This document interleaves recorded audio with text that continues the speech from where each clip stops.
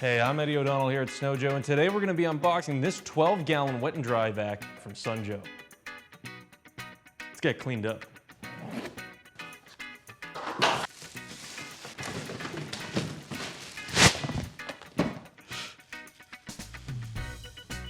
The only bit of assembly we really need to do here is slide the feet on and then screw them in.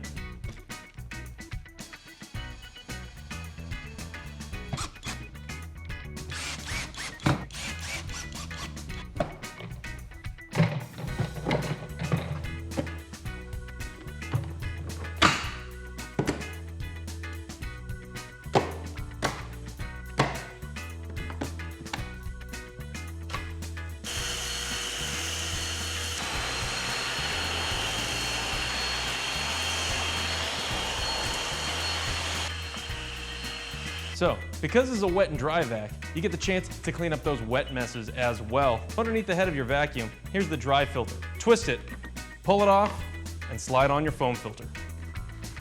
Now you're ready to tackle any of those wet messes.